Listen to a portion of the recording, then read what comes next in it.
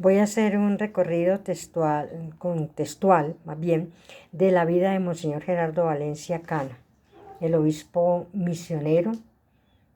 En él encontramos al hombre que como sacerdote se esfuerza por responder a esos tiempos, a esos procesos de transformación que se venían dando en la sociedad. Proponemos ahorita mirar las características de su derrotero espiritual, porque si no miramos estas características y nos quedamos solamente en la dimensión sociopolítica, estamos recortando el ser, el saber y el hacer de Monseñor Cano. Entonces, se trata pues de hacer una aproximación histórica a su espiritualidad. Sí, que a veces de esto no nos hemos ocupado, solamente identificándolo con otros elementos, como decía ahorita, lo sociocultural, lo socioespiritual, lo sociopolítico, pero no su itinerario espiritual. Entonces tenemos el primero, que es la santidad. La santidad es el elemento básico de Monseñor, ¿no? Y él anhelaba una santidad, una santidad de vida que fuera bondadosa, que fuera alegre, que fuera jovial, piedad sin afectaciones, que estuviera puntual, que fuera ordenada, y en el contexto general podemos decir una espiritualidad y una santidad muy humana. Por eso quiero ser un santo, serio, alegre y jovial. La segunda característica es el recogimiento. Él abogaba por una espiritualidad que fuera recogida, ¿no? En ese recogimiento permanente con la divinidad. En uno de sus escritos nos habla de ese diálogo con Dios. Entonces dice, dialogar con Dios, gracias, mil gracias, contigo, sí, contigo. Yo he oído los grillos y las ranas dialogar con la noche y las estrellas y la luna, y pasan las horas dialogando. Y la aurora los halla dialogando. Los grillos y las ranas son la noche y las estrellas y la luna. Dios mío, perdóname y haz que no te ofenda más para que mi diálogo contigo sea siquiera como el de los grillos y las ranas en las noches y las estrellas y la luna, ¿no? En otro de sus escritos también dice, ¿no? Gracias, Dios mío, por la luz.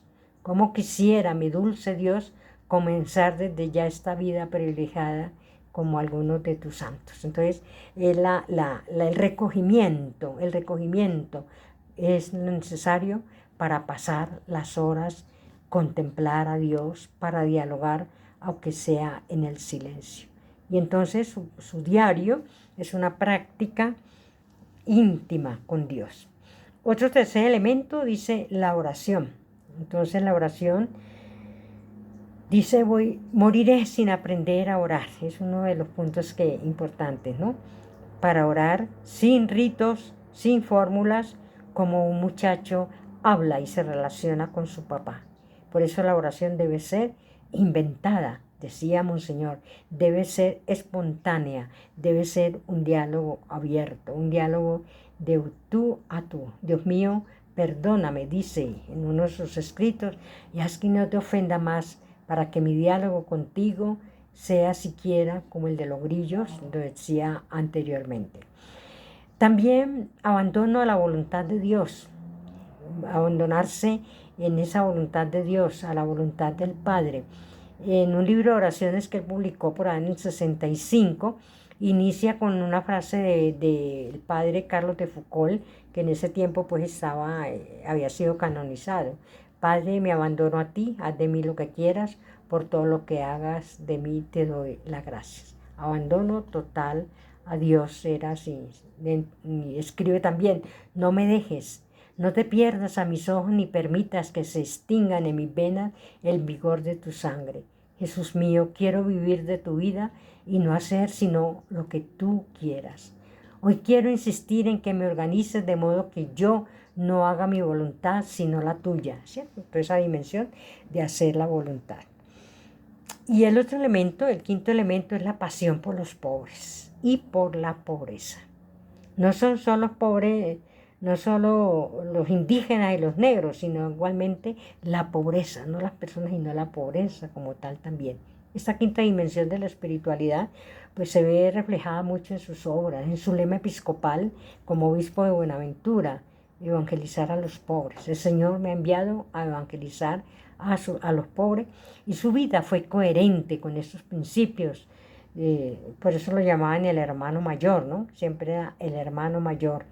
El Moncho, le decían el Moncho, no le decían Monseñor, sino el Moncho. Bienaventurados los pobres, porque de ellos es el reino de los cielos. Por eso su casa episcopal era una casa sencilla. Se le veía llena de gente de todo el país que llegaban continuamente a visitarlo, a trabajar a su lado: universitarios, profesionales, sacerdotes, investigadores, hombres de negocio, negros de la costa del Pacífico, de todos los puertos. Siempre una casa abierta y una mesa siempre dispuesta para los pobres. Yo quiero, mi Dios, que no haya gente con hambre, decía él. ¿Por qué no les das a comer? ¿Qué me pides para que ellos coman? ¿Acaso el plato que dejo va a saciar a los hambrientos? Señor, ¿acaso se ha agotado tus graneros? Yo quiero que todos coman cuando dicen: Pío, ¿por qué, Dios mío, eres así? Uno de sus escritos de su diario, en una súplica, ¿no? Y funda el instituto, por ejemplo, Matías Mulumba, en el que yo personalmente tuve oportunidad pues, de trabajar con la gente ahí para todo lo de la catequesis por los ríos. Es muy interesante, ¿cierto? Un gran instituto que hizo mucho bien a toda esa región del Pacífico, en esa dimensión de evangelización, para calmar el hambre, la desnudez, la falta de techo. La iglesia de Cristo es una iglesia para todos, era su visión, y por eso creó colegios, la Normal, muchos centros en Buenaventura. Cuando hubo ese desalojo tan fuerte para construir lo que fue el puerto de Buenaventura, que desalojaron a la gente muy cruelmente con aguas, eso le ponían mangueras, chorros de manguera para que salieran corriendo. Él se pronunció por la radio, y entonces lo único que decían era que el obispo estaba en contra del progreso. Lo que él estaba en contra era del maltrato y de la injusticia que se estaba dando, esos elementos, ¿no? Entonces, su vida de santidad la vive al lado de los pobres. Eso es importante, ¿no? No es opción, sino una exigencia de Dios. No era si quería o no quería, él la sentía como una exigencia de Dios, la cual acepta, por la cual está dispuesto a dar su vida si es necesario. Esta opción regula su vida. Nuevamente dice al respecto en sus oraciones: ay, ya comprendo. No me quieres sacar de esto de mis pobres. Gracias. Acepto así, mi Dios. Acepto con toda mi alma seguir viviendo entre ellos. Renuncio, por su amor, a las riquezas con las que bien pasa pues mucha gente, ¿no? Acepto. Valencia Cano cree firmemente que su misión es ayudar a los pobres a toda costa, a todo. Y por eso él andaba con ellos. Su ropa era la ropa sencilla, pobre, no usaba sotana, no usaba ningún zapato fino, no usaba mitra, ¿cierto? Era un propósito natural. Siente que esta es la voluntad de Dios. Soy un obispo del pueblo de Dios, decía él. Tengo que ser fiel a Cristo que me ha elegido para decirle a los pobres que Él existe. Entonces, la fidelidad a Cristo me obliga a ser fiel a los hombres. Por eso nadie ni nada me impedirá seguir diciendo: la salvación está en Cristo encarnado y hecho realidad en la vida de los hombres. Entonces, la preocupación por los pobres se encuentra relacionado de manera estrictamente por su vocación de seguimiento a Dios, por su espiritualidad que siempre lo marcó, siempre. No tenía plata, no tenía nada, era todo para los pobres.